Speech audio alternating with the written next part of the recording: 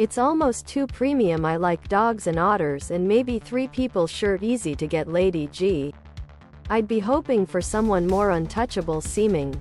Yeah, but he is close to losing his Senate seat. Flipping a previously unlikely seat like his would be a real coup.